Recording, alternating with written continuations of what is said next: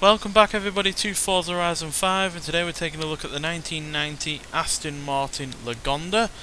Now, despite this being part of the 90s Festival Playlist update, it's a car that stretches right back to the 1970s, being produced from 1976 to 1990, with only 645 being made, so not very many given its long production run.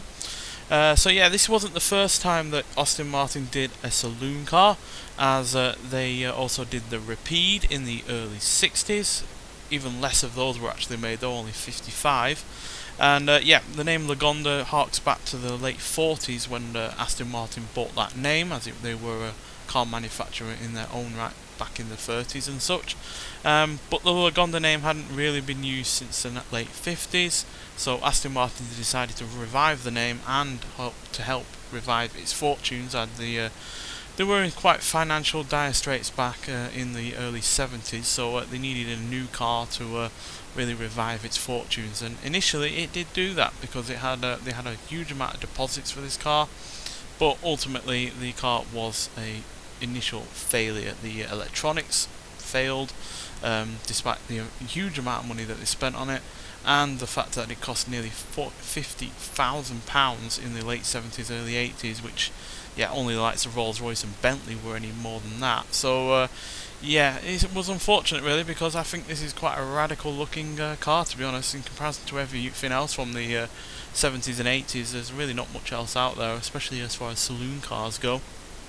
Yes, there were plenty of wedge-shaped sports cars, you know, your Lotus Esprits, your Triumph TR7s, but nothing quite like this as far as I'm concerned. And yeah, the fact that they've got a great big whopping engine under the bonnet, and yet it's still such a low-profile bonnet as well, unlike, you know, the sports cars that I've mentioned. They were usually, you know, smaller cubic capacity engines, or they were even mid-engine, so they didn't really have that to deal with. But yeah, there is a great big whopping engine under there. But you've also got plenty of interior practicality as well. As you can see, I can imagine this being a car that would be chauffeured around, given the huge amount of rear legroom on the go there.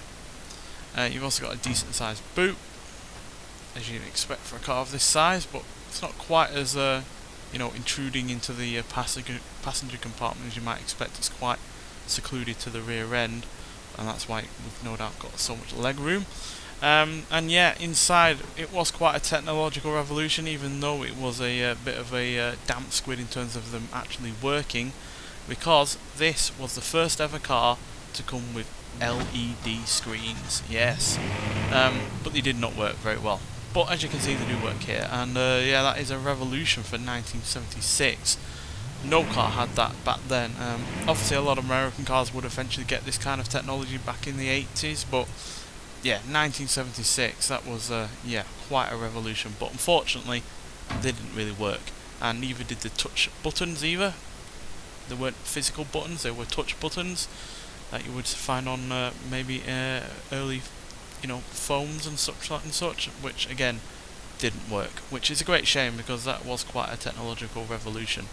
Now, this is part of the fourth series of cars. There were 3 series in total of this version of the car. There was a first series that was basically an Aston Martin V8 but stretched out to have 4 doors, but this is the third iteration of this style of car with the Lagonda badge. And yeah, it was made between 1987 and 1990, but only 105 of these were made. They were only making about 1 a week, so yeah, not a very popular car. But quite frankly, if you had one of these and you could afford one of these and you like the look of it, like I do, then you would have been easily one of the more unique drivers out there. Differences between this and prior versions are the fact that the pop-up headlights were removed, and they've also got slightly altered looks, which includes 3 headlights either side of the grille, and yeah, it got more power as well, being the last of the versions of this car. So yeah, in talking about power, we've got a great big whopping 5.3 litre V8 engine, producing 289 horsepower and 321 pounds-feet of torque. So even though that's decent, and like I said, an improvement over previous iterations by 9 horsepower and 19 pounds-feet of torque, it is a bit surprising that a car that weighs 4,550 pounds doesn't have the most powerful version of this engine, because this engine was used in the Aston Martin V8, most well known for being used in the likes of the Living Daylights with James Bond film with Timothy Dalton, which had in excess of 300 horsepower. I think you could get up to 315 at the very least. So yeah, a bit surprising that they didn't go for the most powerful version of that engine, given you know, it does have a hell of a lot of weight to lug around, given it's such a sizable car. But at the end of the day, it's still reasonable enough and smooth enough for a car that is, at the end of the day, going for luxury more than yeah, sporty performance. But nonetheless, let's get out onto the open road and see what this car can do. Right, so here we are at the drag strip, so let's see what this car can do before we hit the speed camera, and then we'll get it around the track. So like other cars in this festival playlist 90s update, this does have one big flaw, and that is the gearbox.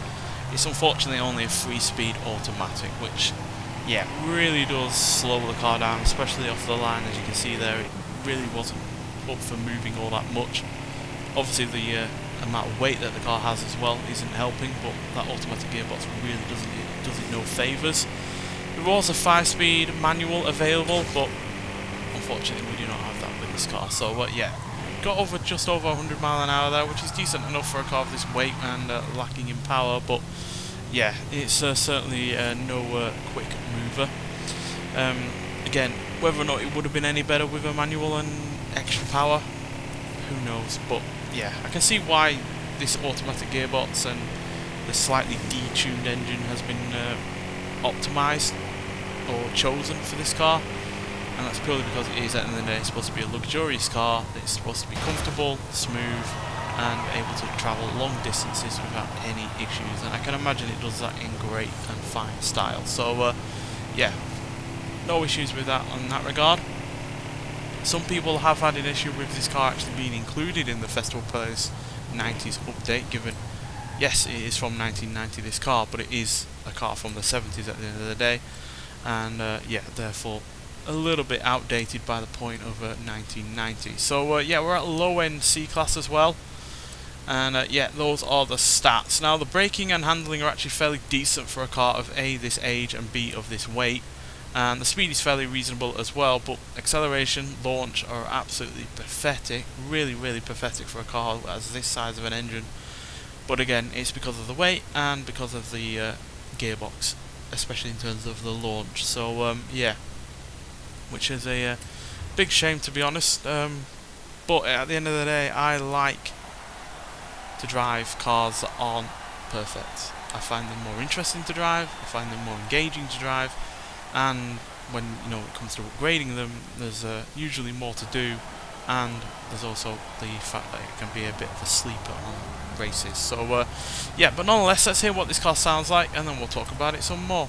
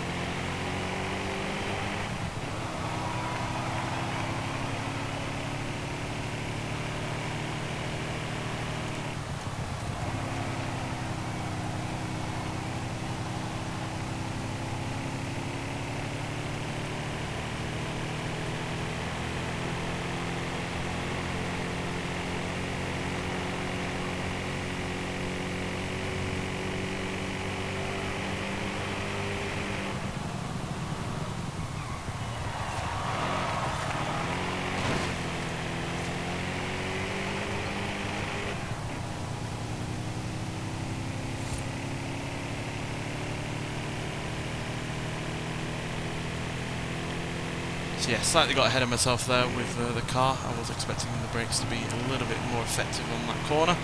But regardless, yeah, the engine does sound pretty good. I like the sound of it. Low revs, it sounds a bit like a diesel engine, but outside of that, yeah, it sounds pretty good, especially in the higher revs range. And yeah, handling, despite my quite pathetic attempt around that that corner that while we were listening to the engine, is actually fairly reasonable. For a car of this kind of weight, it does handle its weight pretty good, to be honest. It's not overly rolling around or anything like that. It's got quite good body control. But yeah, it's hard to get away from that weight when it comes to, you know, acceleration and yeah, the overall braking, which isn't awful or anything like that, but you do have to bear in mind you do have that weight, which I did not do before. Acceleration wise, it is definitely hampered by the weight and the gearbox, as it can only do 0 to 60 in 8.8 seconds. 0 to 100 is dealt with in 20.5 seconds, but it will get onto a reasonable top speed of 146 miles an hour. Just looking at the stats there, which is fine for a car with less than 300 horsepower and weighing this much, but yeah, it's really acceleration that is quite lacking. But yeah, on the whole, it's a reasonably enjoyable car to drive. But at the end of the day, it comes down to the looks for me, and I just really do like the looks. I think it looks cool and yeah, thoroughly unique in a good way. The early 60s Rapide that I mentioned earlier, which was, I think, Aston Martin's first ever four-door car, was, yeah, not the best looking car. If you've ever seen it, it does look a bit like a Ford Edsel, which was renowned for being quite a Marmite car in terms of how it looks. So yeah, and then the Rapide is pretty much like that as well, whereas this, I do think generally looks great. It looks futuristic, it stands out from the crowd against any car, never mind ones from back when it was being made. And yeah, even though it's flawed to drive, it's not painful to drive, it's not, you know, unenjoyable.